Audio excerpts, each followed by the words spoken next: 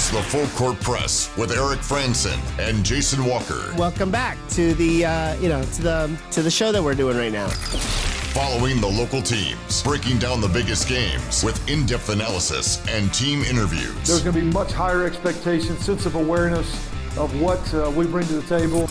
Join the show by calling into 435-752-1069 or text 435-339-0321. It's the Full Court Press. Rose, and yes! Caught! Touchdown! They did it!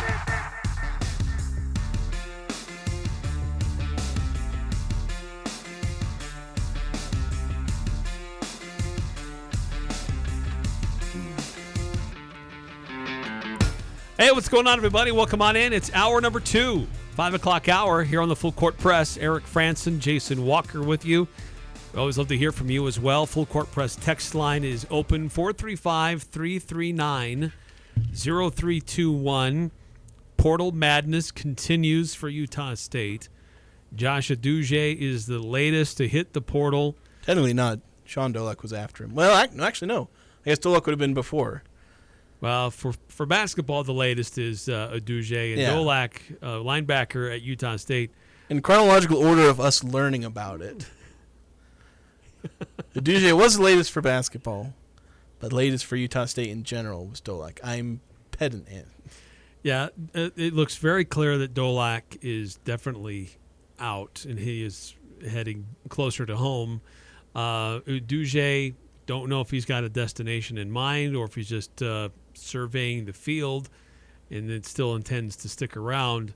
But it's the latest in the experienced players from last year's Mountain West Conference winning team to hit the portal this offseason for Utah State men's basketball. Yeah, the Conference Player of the Year went in the portal. Didn't Lamont Butler win Defensive Player of the Year? Wasn't that him? Yeah, I think that's right. I think that was the coach's one. I think he won it. Might have to double check that. But, yeah, so he's gone. Josh Aggie, one of the 6 men of the year. I don't know if New Mexico, Mustafil Amzil, I can't remember if I'm saying his name right. I don't know if he graduated or not. I can't remember if he has more eligibility remaining. I haven't heard of him in the portal. So I think he's coming back, so maybe he's coming back. But one of the 6 men of the year. One of the co-freshmen of the year is in the portal. And then a bunch of the first and second team players. Although a lot of the first and second team all-conference guys, a lot of them just graduated. So still a lot of guys entering the portal from the Mountain West. The entire conference getting hit pretty hard, especially in basketball where they have one of their best seasons ever. And the rest of the Power 5 world is... they were licking their chops, apparently. Yeah, almost universally. All the stars of last year's wildly successful Mountain West Conference basketball run that put 6 teams into the tournament and 1 into the NIT, vast majority of those stars are gone.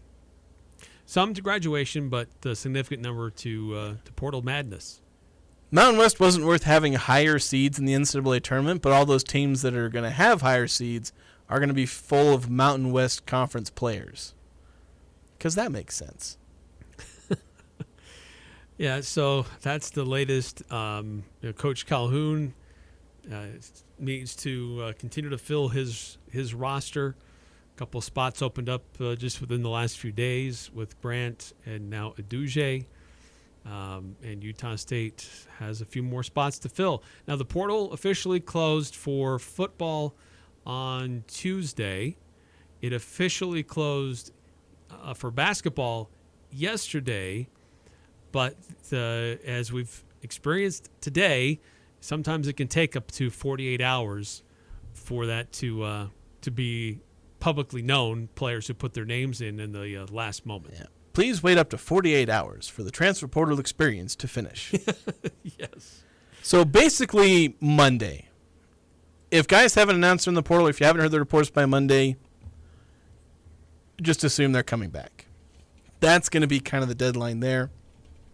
Because we'll be seeing a few of these reports. They'll trickle in. And I don't know if there's going to be any more that are going to hurt for the Aggies. They don't have too many more players that can enter the portal from basketball, and most of the ones who can have said they're going to stick around, which, granted, that doesn't always mean a whole lot, since Uduje was in that camp. And obviously in football, there were like 4 of them that have entered the portal. Well, technically 5, but one of them's coming back. So, I don't know. I don't think there's going to be any other big ones for football or basketball. Hold on a second. Yeah, make sure there's enough wood to knock on. There we go. Had to reach over. Does kicking it count? Kicking wood? I've always heard of knocking on wood. Is it knocking? I mean, I'm basically knocking. Have you ever kicked the door with your foot as knocking? Okay, let me... There, I actually knocked on it this time.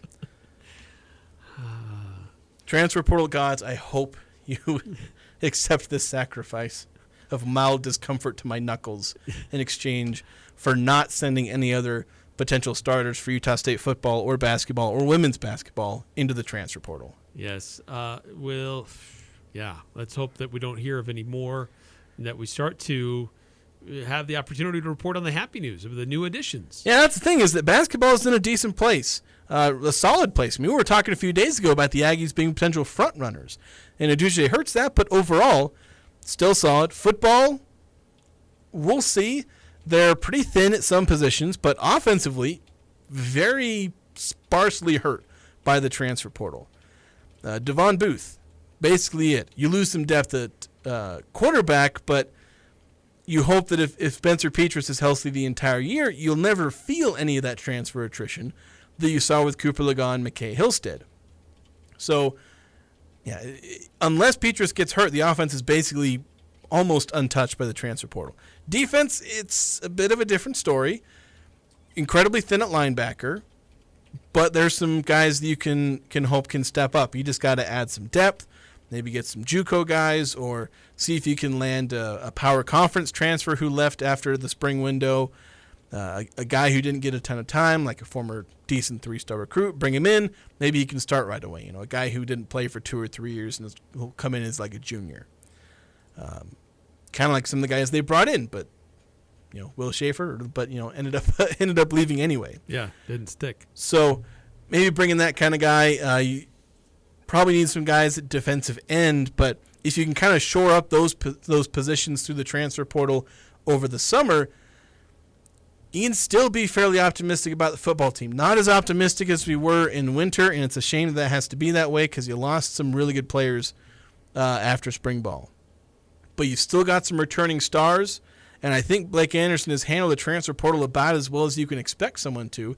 Keeping guys like Jalen Royals and Ike Larson around when they're getting probably, up until the portal closed, we're still getting, big offers from teams desperately trying to tamper them out of Utah State. Teams in-state trying to do that. But they kept several key guys. They kept a lot of guys in the defense, kept mostly everyone on offense. And so you have a team that is at least mostly set up to have success so long as they take care of business in summer, fall, and prepare themselves. And then with basketball, you have returning stars. And if you have returning stars and decent incoming recruits, you always have a chance. We just saw that take place last year. So these things hurt, but I'm still going to maintain that you can be cautiously optimistic about both football and basketball, and really optimistic about the future of women's basketball with some of the recruits they're bringing in. Yeah. So we cross our fingers and hope and pray. Let's see what happens over the next couple of days. And hope we can stop talking about the transfer portal. Yes. Kind of getting sick of it. Yeah. But we kind of alluded to it. I think we've cleared much of what we discussed last hour in that short segment, but there were a few other additions in the Mountain West that were kind of notable. San Diego State has added somebody who didn't have to go very far to add to their roster. Colorado State has added a freshman of the year. Now I forget the conference that he came from. Wait, now I got to go back and find it if I can find it again. Colorado State added Jalen Crocker Johnson, Ohio Valley freshman of the year. And then San Diego State, they added Wayne McKinney III, a player from University of San Diego, and Boise State added a 7-footer who was a 2-time Gatorade Player of the Year from Arizona, transfer from University of Arizona. Yeah, he's the guy that's got that pedigree coming out of high school. That you love that potential. Wasn't fulfilling that at University of Arizona. I'm trying to really pull him up really quickly. There's a couple players coming to the Mountain West out of Arizona. Actually, it was Dylan Anderson, right? Yes, Dylan Anderson, Dylan. So he didn't play this last year. I've not looked into him a ton. I just know the bare minimum. I'm again a little behind in keeping track of transfers for the Mountain West on my Google sheet. But yeah, played a little bit as a freshman. Didn't play it all last year. My guess would be an injury or something like that. Maybe he redshirted. Who knows? But it's the kind of player that can sometimes just step in and start dominating. We see a lot of guys who transfer down to the Mountain West, give them an opportunity, and they show that Power 5 potential that they had. I mean, Jaden Ledee is actually an example of that, where he transferred down from, was it somewhere in Texas, I think he was at, before he went to San Diego State? Something I can't remember. Yeah. Texas Tech is in my head, but that's probably wrong. No.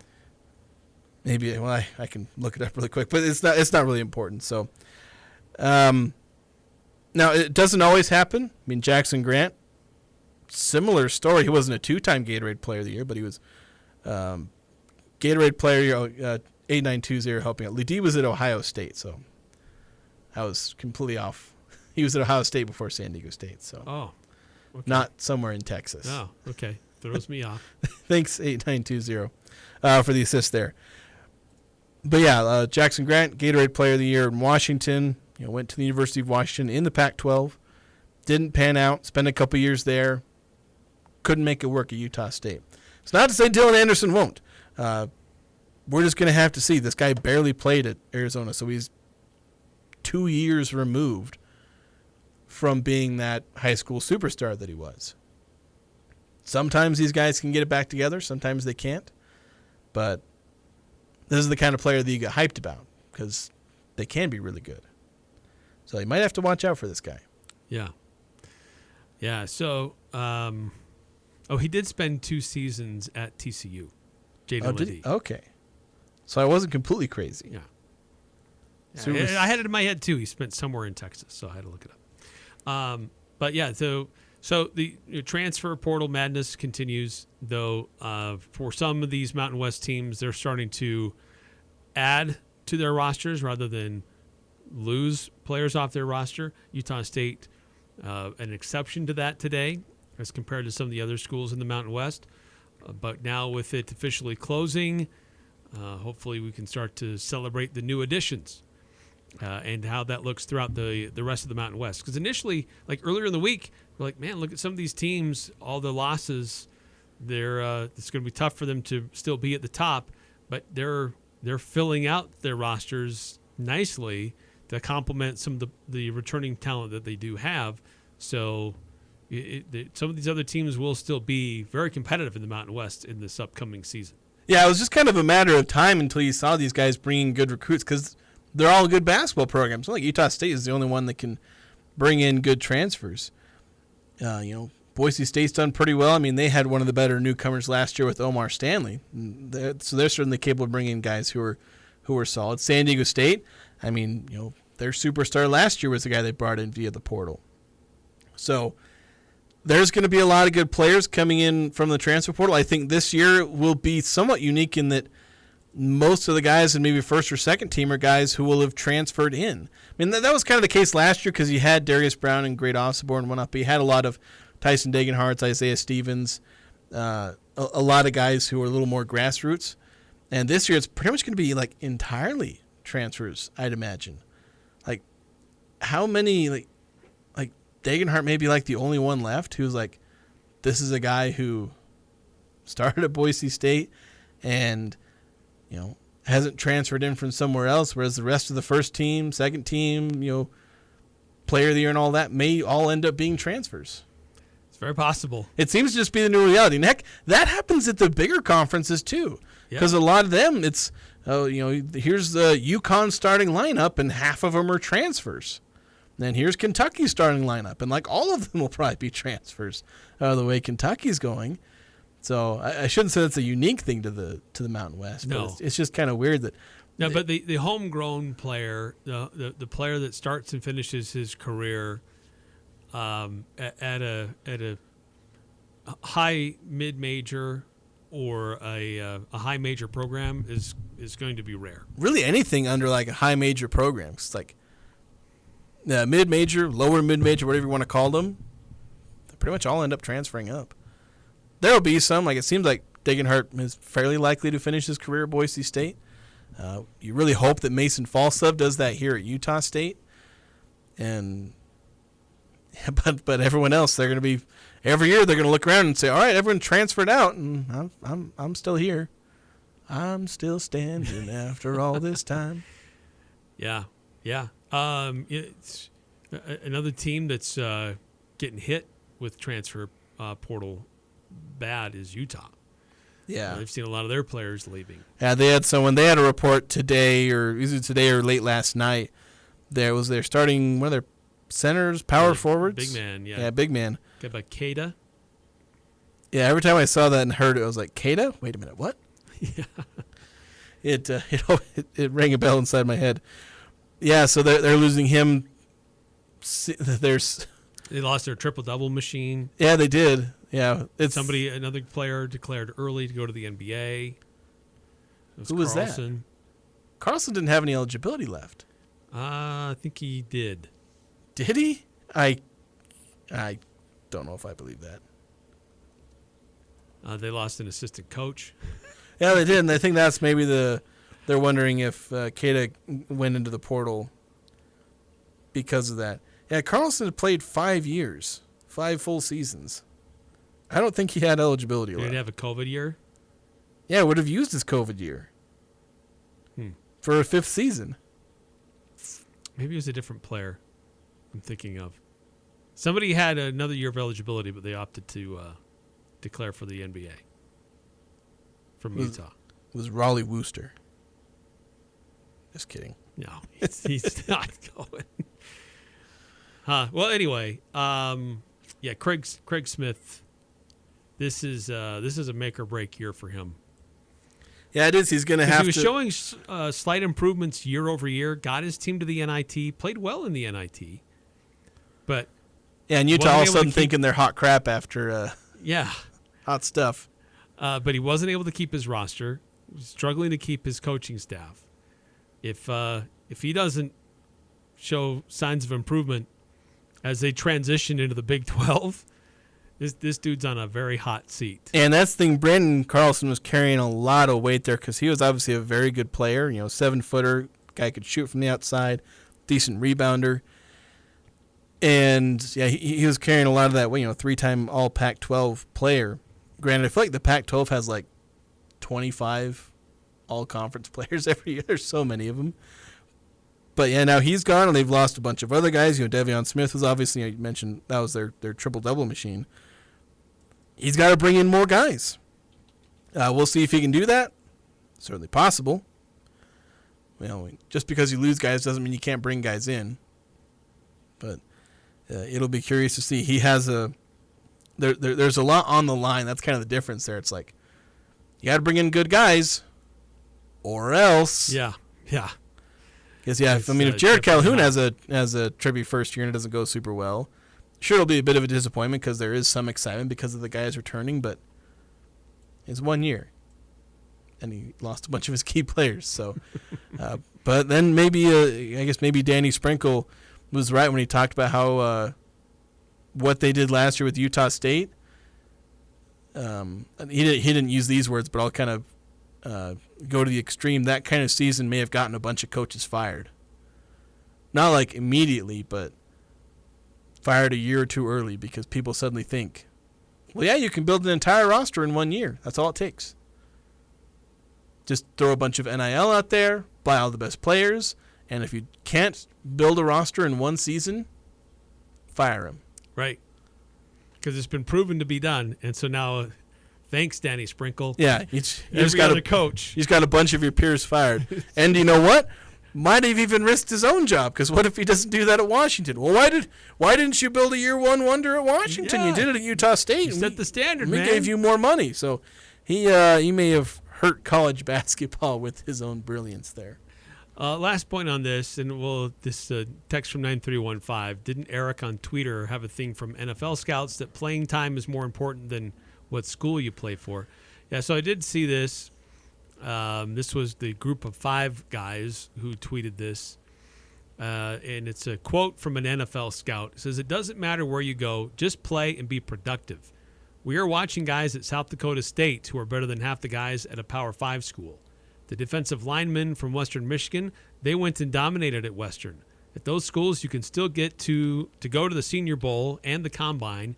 So you go where you get the reps and the playing experience." Yeah, that's the thing, is that with the NFL, like, production matters because they want to see you produce. But, like, you got to get playing time, obviously, because that's the first thing that'll kind of get you noticed. But it doesn't matter if you produce at Georgia versus producing at Utah State, because both will get you noticed. And after they see that you've produced, the thing they'll really look at after that is your physical measurables. Because honestly, if they see a linebacker at Utah State who has 140 tackles in the Mountain West and a linebacker in the SEC who has 140 tackles, they're not going to just hand the advantage to the Georgia linebacker just because he plays in the SEC. They're going to look at physical measurables at that point. It's probably more likely that an SEC linebacker is going to be physically more imposing, and so at that point maybe he'll get the advantage. But if you're NFL material, it doesn't matter where you play. Just play somewhere where you're going to get time. That's kind of the one thing that matters. And then let the NFL scouts notice you, and then you can go from there. Like, guys get drafted out of small schools all the time. The obstacle to get into the NFL isn't being in a small school. It's usually your physical traits, because the NFL obviously obsesses over that. That's why the Combine's a thing. Right, yeah. Well, and the point that somebody else shared on that was if you're all about chasing the bag, to chasing that money, then chase playing opportunity. Because the NFL is going to pay you more than some NIL collective. The NBA is going to pay you more than some booster will at a different program. So, if you have opportunity to play at an institution like Utah State, you're going to get noticed. Yeah, pro prospects should never be chasing the bag, the NIL bag, in college football and college basketball.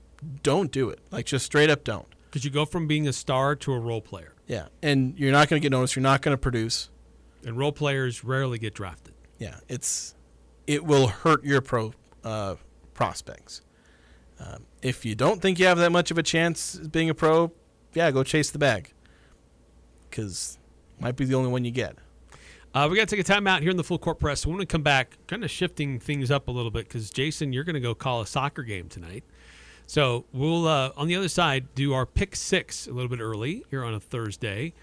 6 things we think will happen this weekend. We'll also get into the NBA playoffs as they continue, and an interesting proposal about keeping football players engaged all the way through the end of the season, including all the way through bowl season, and how money could be on the line to keep them from opting out and make these bowl games even a little bit more interesting. We'll discuss coming up on the Full Court Press.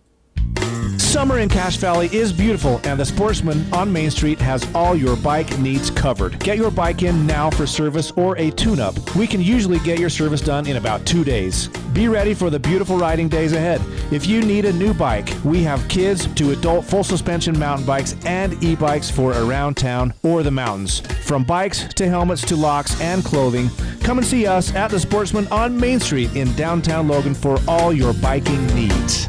Hi, I'm Jay Broadbent with Alpine Home Medical. I'd like to invite you to learn more about us. Since 1997, we've been Utah's premier one-stop shop for home medical equipment. What sets us apart at Alpine Home Medical is the superior level of customer service. We provide home oxygen, CPAPs, wheelchairs, scooters, breast pumps, and so much more. Come on down and get to know us. Alpine Home Medical, we bring wellness home. Visit alpinehomemedical.com. Nearly 21 years ago, Cafe Sabor opened their doors in historic Logan train station. With the help of hundreds of amazing employees and patronage of thousands of wonderful customers, Cafe Sabor is proud to have been voted 3 years in a row Cache Valley's favorite Mexican restaurant in the Best of Northern Utah contest. Follow Cafe Sabor on social media for giveaways and promotions. Search Cafe Sabor for a restaurant near you. Thank you, Cache Valley, from your friends at Cafe Sabor.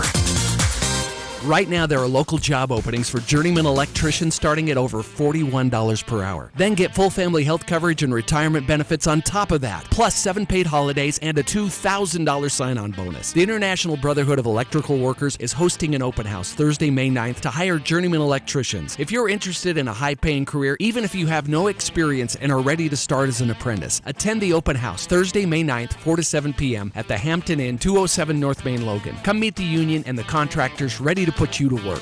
Thank you for voting in this year's Best of Northern Utah contest, presented by the Cater Shop Menswear Store. A record 816,000 votes were cast this year, and over 1,500 businesses were nominated.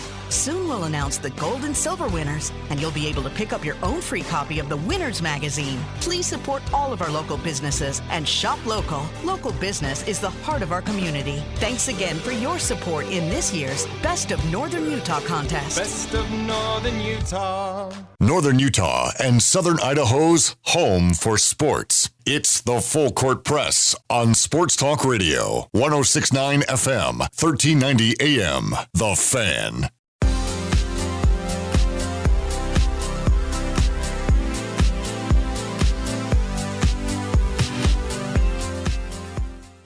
Welcome back to the Full Court Press. Eric Frandsen and Jason Walker. Busy weekend. You got the NBA playoffs continuing. Yeah, I'm going to watch a ton of NBA over the weekend. You got the NHL playoffs continuing. Watched a lot of NHL last night. You got the Churchill Downs. Not watching that. Or excuse me, Kentucky Derby. Still not watching Kentucky Derby. Is it Kentucky Derby at Churchill Downs? There you go. So you get it right. You had the idea. Yeah, I had the idea. Things are happening at Churchill Downs. I got a Formula One race. Not watching that. In Miami. I don't care. Sunday afternoon. So there's some big events as we kick off May. And so we'll try to predict what's going to happen this weekend with our Pick Six. I bet you $20 I can get you gambling before the end of the day. No way. It's the Full Court Press Pick Six. Ever since March Madness ended, I am so bored. 6 things we think will happen this weekend. I don't know how the whole betting thing started, but it's fun. So I won it last week. Yeah, you did. You finally broke my streak. Is broken. Let's see if I can make it 2 in a row. All right. Let's hear it. So as the winner, I get the choice. If I want to go first or have you go first. All right. So I'm going to go first. Okay. Let's do that. I'm going to play from ahead. There you go. Okay. On Saturday, it'll be the first game between the Minnesota Timberwolves and the Denver Nuggets. So former Jazzmen, Rudy Gobert, Mike Conley, Nickeil Alexander-Walker. Their combined points, rebounds, assists, and blocks. 53.5. I'm going to go under. I'm going to take the over. I'm filling former Jazz in my next one as well. All right. Who will have the better plus-minus on Friday between the Orlando Magic and the Cleveland Cavaliers? Joe Ingles, George Niang, or Sam Merrill? Niang. I'm going to go Ingles. All right. And finally, the run differential over the 3-game series between the Cubs and the Brewers. This is a battle for the top of the National League Central. They're right there, close to each other. 1 game separates them. It's playing in Chicago. So over the 3 games, Cubs plus 2.5. Take the under. Okay, I'll take the over. All right. Okay, so here's my lines. So Jalen Brunson, Tyrese Maxey had quite a duel. I think 86 combined points between them in game. I think it was game 4. 5? It was game 4 or 5. I can't remember. Yeah, it might have been game 5. That's right. So combined points for Jalen Brunson, Tyrese Maxey. It's actually tonight, game 6. Over under 62.5 combined points for those two players. Ooh. I'm gonna take the under. All right. I'm gonna take the over. All right, and then here's one. Do any of the teams in the NBA playoffs currently down 3-2, so losing the series, will any of those that are down 3-2 eventually win the series? Ooh. Those teams like the Magic, the Clippers, technically the 76ers are in there. I think there's 3 or 4 of them. Bucks too, I think. Yeah. So somewhere between like 3 and 4 and 5. There's quite a few of them. Yeah, there's a good number of them. But do any of them win the series? Or will all the teams that win up 3-2 I'll eventually say yes. Win? All right. I'm going to say no. Okay. I'm going to say all of them lose. Okay. And then Real Salt Lake Sporting Kansas City play tomorrow. Over under total goals in that game. Over under 2.5. I'm going to take the over. I'm going to take the under. Okay. And then to our tiebreaker. All right. As mentioned, Kentucky Derby is this weekend. The odds-on favorite this morning was Fierceness. So the question is, do you take Fierceness or the field? I'm going to take the field. Okay. I will take Fierceness. There we go. It's a great name. Fierceness. Fierce. It's deceptively hard to say. Yes, it's true. So that's our pick 6. The 6 things we think will happen this weekend. We'll tabulate it all up and reveal how we did on Monday. Yep. See if I get my get back in the win column, or if I can make it a streak. Yes. One win does not make a streak. No, it does not. No.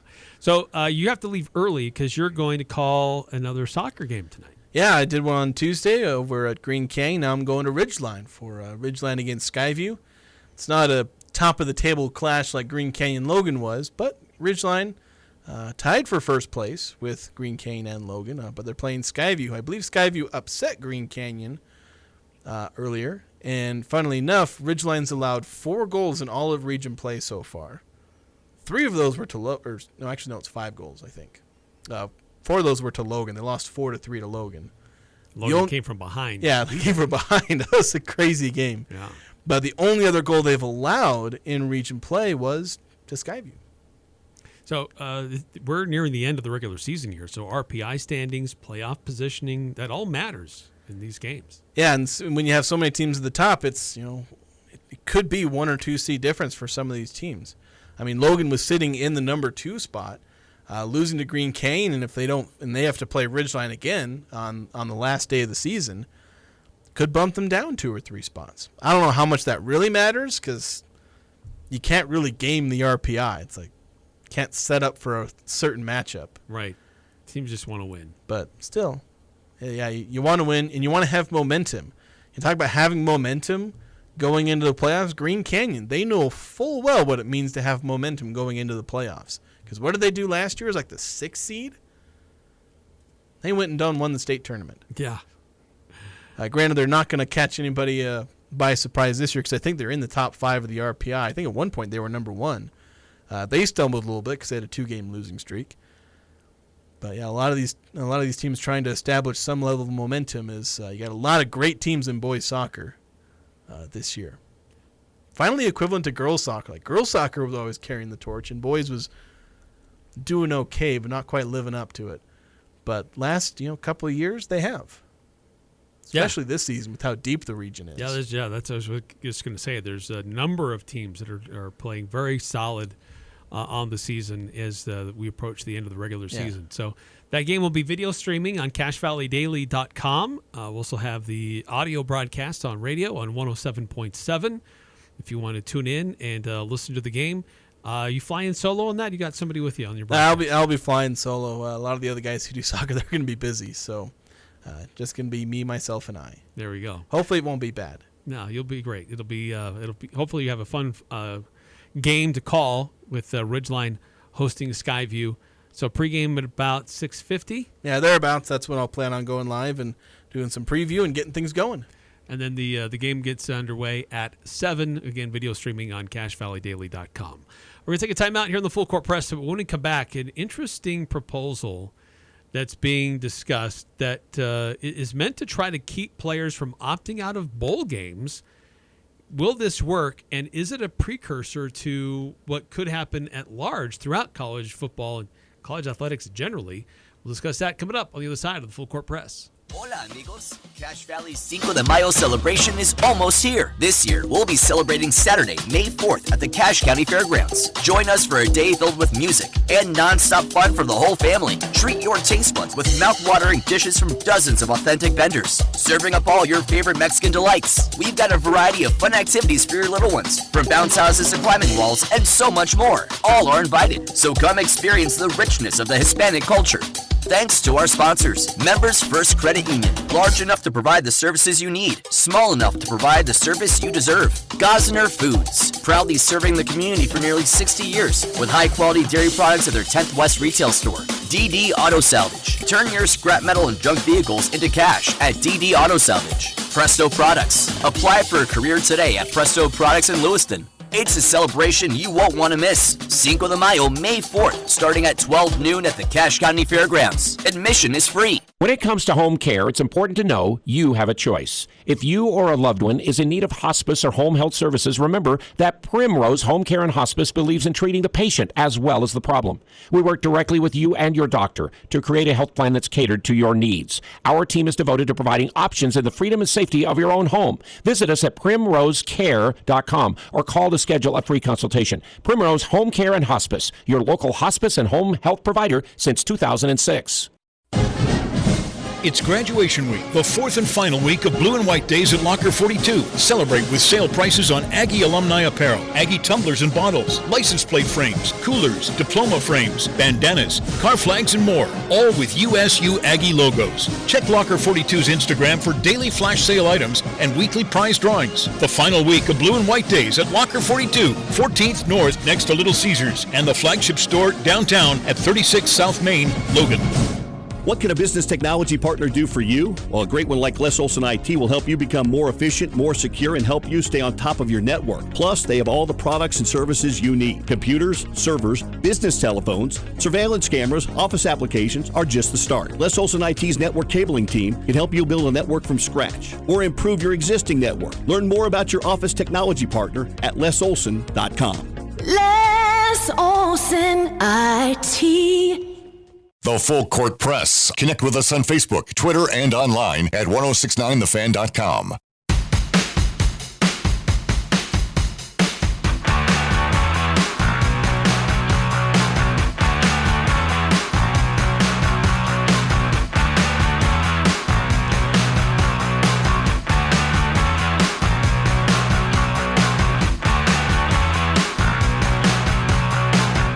Welcome back to the Full Court Press. And look, this college football is undergoing changes. Well, college athletics generally undergoing changes. And there's already talk. We haven't even gotten to the expanded football playoff. They're still talking about expanding it even further. It's going to go from 4 teams to 12 teams this year, thankfully. But they're already talking about expanding to 14. They've had some meetings. There's this Fiesta Bowl spring summits where they bring a lot of the major players through college athletics to Scottsdale, Arizona.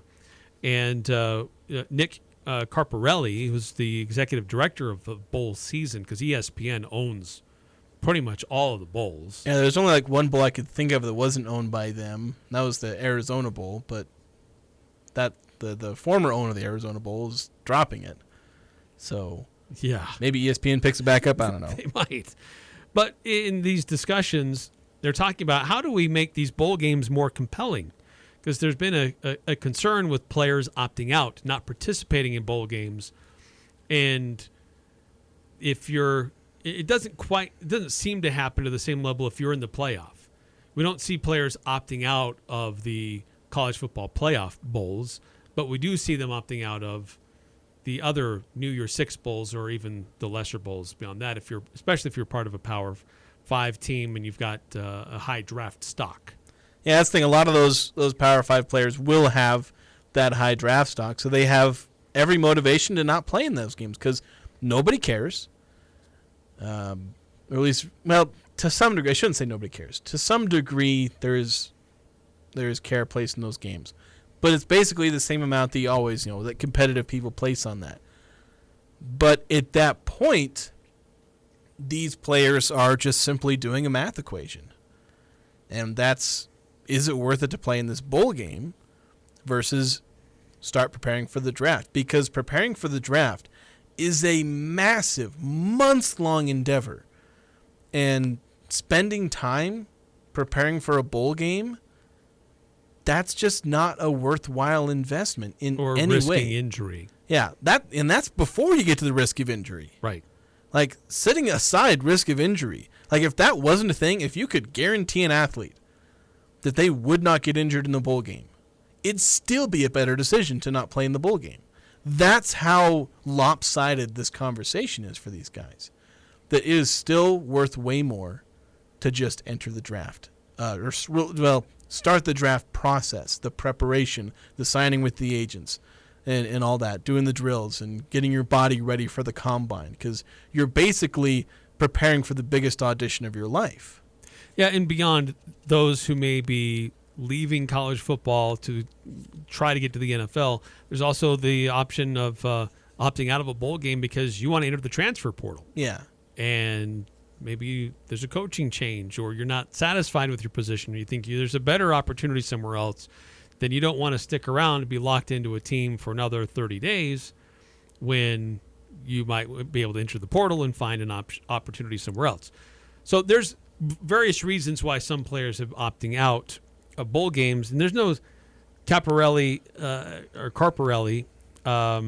says that the bowl season, they don't specifically track opt-outs, but the estimation is about 8 players per team are opting out because of these different reasons. So one of the ideas that's kicked around out there is that NIL collectives should be brought in-house. So it's managed within the university institution athletic department instead of independent people out there running it on their own.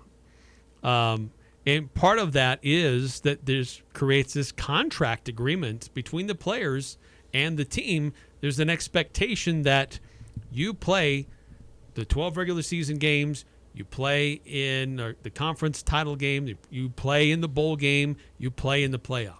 That's part of the agreement, part of the contract, that if you're going to play and earn money out of this internal collective, as it were, the expectation is that you play every available game that you can. Yeah, and there's ways that you can put it into the contract that can force players to do this, but I'd be surprised if they're able to put things like that in there that wouldn't keep players from just opting out anyway. Because basically what you'd have to do is to put in the contract to say, if you earn money, and then you opt out before the contract is over, and if you opt out even when you're healthy, that you have to pay back a certain amount of the contract. But if you're going in and starting to do things like collectively bargain or have contracts like this, the players aren't going to sign up for something like that because there's no benefit to them in this scenario. Because, like, why would they? Maybe I guess there's some benefit because there's revenue sharing and things like that. But yeah, but it does make it more sticky. But there's transfer portal window and NFL training camp and combine opportunities. Yeah, you're talking about things like, if they're healthy. And so, because the thing is, you can have them sign a contract and it says, play these games and we'll pay you this money, and you get paid this money if you appear in the bowl game. But for a lot of guys in these situations, they may just still opt out anyway. And yeah, they're breaking a contract, but okay, I just won't make the money for playing in the bowl game. Right, or is that the stipulation? If you don't play, then you don't earn that potential. Well, it would mostly be like the backlog. Like, would you have to pay back what you've already made? Because obviously, if you broke that contract early, you don't get the money for the bowl game. That would be part of breaking that contract. But then how do you differentiate between yeah, my hamstring's a little tight. I better not play because I don't want to get hurt. Yeah, and I've got a migraine that's hard to really. It's not like you can see the inflammation, or see the tear, and so it's like, well, I guess that's the one way to work around it. Yeah, it's a line that's hard to draw and impossible to enforce, and unless you have these really restrictive contract measures, there's nothing to stop these guys from just breaking the contract and leaving. Because obviously it benefits them. That happens to some degree in certain businesses where you just break a contract and go somewhere else, where you can afford to burn that bridge. Because obviously you break a contract like this at the college level, you're burning that bridge. You're not really coming back, but the guys aren't planning to come back. They're going into the draft in a lot of cases. Maybe guys that are entering the portal, those are the guys that would probably convince to stay largely, because it's not as big a deal to stick around and play another game because you're transferring anyway, and there's not necessarily a rush. Right. There's still another opportunity. As we've clearly seen, there are multiple windows for football. Yeah. So they could vary. That's where you're probably keeping people from opting out of bowl games, is those planning on entering the transfer portal. There's nothing you can really do to stop people from entering the draft, but you can maybe keep them around before they enter the portal, which is, to be honest, a much bigger problem for these bowl games than players entering the draft. So in a sense, I think this can sort of work, but it's still along those lines of things that you throw out these ideas like collective bargaining and revenue sharing, but there's still a lot of people who are going to have to be dragged kicking and screaming toward this option. Interesting comment from Fiesta Bowl Executive Director and CEO Eric Moses. He says, basically saying, if the main talent isn't there, like you go see the Stones and Mick Jagger's not playing, are you really seeing the Stones? And then later he says, you want to see the best guys play, and I think the only way we get to that is through a collective bargaining agreement and employment contracts that require you to play in the postseason if you're healthy. Yeah, I don't think they can enforce that last part, but again, with transfers, I think they could probably keep guys around. Well, and I think with an expanded playoff, there's more players that will likely stick around because they're playing for something. Going to a bowl game, there's something you're playing for, but it's not nearly the same as if you're in the playoff. But also, what stops these guys from breaking the contract anyway and leaving? Like, unless there's this league-wide agreement, and then that's where collectively bargaining comes in and whatnot. Maybe they can pull something off like that. But again, that's massive changes. So, but I like the fact that this is becoming a more common idea to throw out the idea of collectively bargaining, because that's where we need to be heading to try and sort of fix college sports. Yeah, so I don't know. What are your thoughts on that? 435-339-0321. Is that the answer? Bringing NIL collectives in-house and then getting players to sign contracts that basically forces them to play every game that's available, including bowl games. 435-339-0321. And coming up on the other side, we'll also give an update on what's going on with the NBA playoffs. Teams facing elimination, can they stay alive? And what's the latest games going on tonight and tomorrow throughout the NBA playoffs? That's next on the Full Court Press. Treat your mom with nothing but the best this Mother's Day. The Elements Restaurant is serving a delicious brunch buffet complete with slow-roasted prime rib and pork loin carvings, seafood, chicken, and more. Don't forget made-to-order omelets, hot pancakes with maple or coconut syrup, sausage, bacon, crepes, and more delicious dishes, including a full dessert bar. Because she's special, treat mom to something extraordinary. Mother's Day brunch from Elements, Sunday, May 12th from 11 to 2. For reservations, call 750-5151. 750-5151. Buffet will be located inside the Riverwoods Conference Center. Rely now on a York Affinity Premium Comfort System to keep your home cool and comfortable. The new Affinity systems are smarter and more connected and more efficient than ever before, and you can cut your energy costs by as much as 50%. Call Advanced Heating and Air Conditioning, your local York dealer, to schedule a free system evaluation. Advanced Heating and Air Conditioning showroom is west of DI and online at advancedheating-ac.com. We're not comfortable until you are. Advanced Heating and Air. Wouldn't it be nice to lose a minimum of 2 to 5 inches of fat, just like that? At Bell Medical, with our uniquely patented FDA-cleared procedures, we are able to permanently remove that stubborn hormonal fat that almost seems impossible to get rid of. And we are able to do it in a way that is so precise, we can guarantee a minimum of 2 to 5 inches of fat loss after one visit with us. Schedule your free consultation at our bountiful clinic at bellmedical.com and let us make your dreams a reality. No matter what the condition, DD Auto and Salvage can get your vehicle off your property. Now is the time to make some extra cash by calling DD Auto and Salvage. Let them pay you for that old junk vehicle. DD Auto and Salvage makes it easy to get rid of your junker vehicle, paying you the most money possible. Pickup is available. Call 787-1204. That's 787-1204. And call today. See store for details. Check this out. This is The Herd. You're excited. I'm excited. With Colin Cowherd. So why did San Francisco lose? I'll throw out to you why they lost. Special teams and bad luck. Kansas City fumbled 5 times, recovered 4. Then you throw in Dre Greenlaw got hurt running on the field. This is The Herd. Weekdays from 10 to 1 on Sports Talk Radio, 106.9 FM, 1390 AM. The Fan. Talking the sports you care about. The Full Court Press on Sports Talk Radio, 106.9 FM, 1390 AM. The Fan.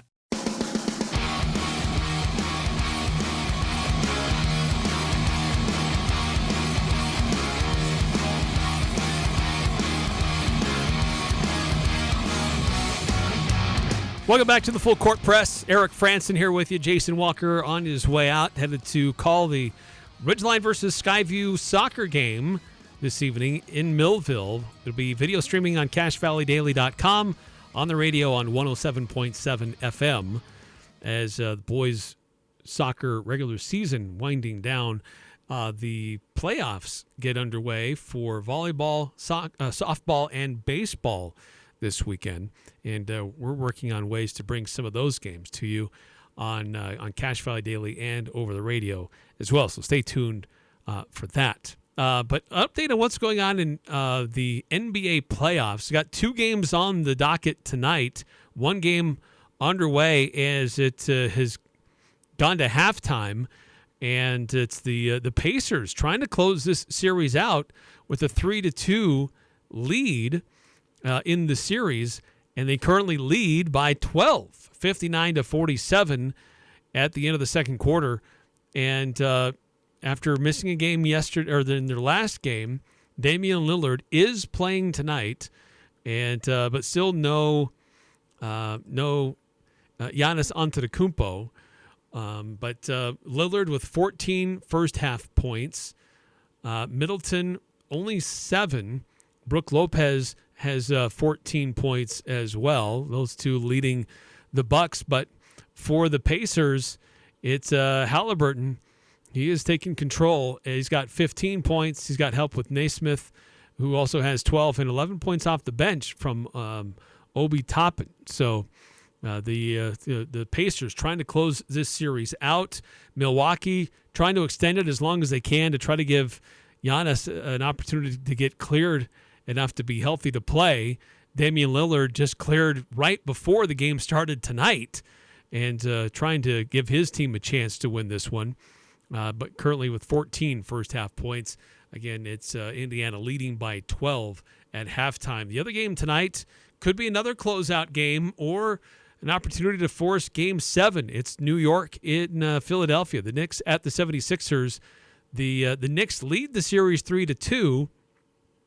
Can the 76ers get some more heroics from their team? How well will Joel Embiid play? I know he's been battling some injury, but can they stay alive in this series, or can New York close it out on the road? So that game at 7 o'clock tonight on TNT. Tomorrow on the schedule, we've got 2 games. 5 o'clock on ESPN is Cleveland at Orlando. Cleveland leads the series 3-2. And then it's the Clippers at the Mavericks.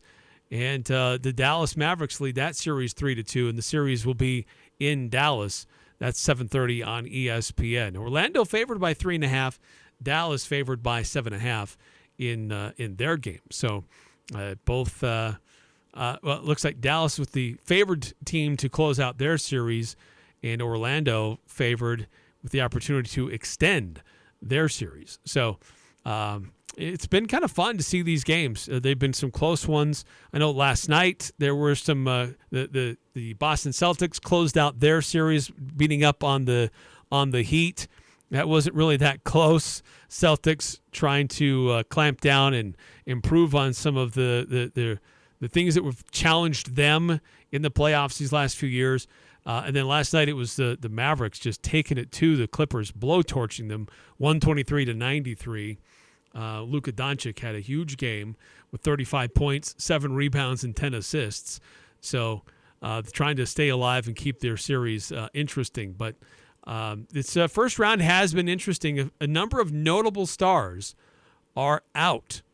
And so that could make for a very interesting offseason, not only for them and their teams, but also for the Utah Jazz, as they may be looking for some high quality, higher profile players to join their team. So we'll be getting into that a little bit later on in future episodes of the Full Court Press. But thanks for tuning in, everybody. Again, if you want to tune in and to follow along with what's going on with high school soccer, we've got Ridgeline versus Skyview video streaming on CashValleyDaily.com in about an hour from now, and on the radio on 107.7 FM. Jason Walker will be doing the full play-by-play on there. You can watch the replay later on Cache Valley Daily.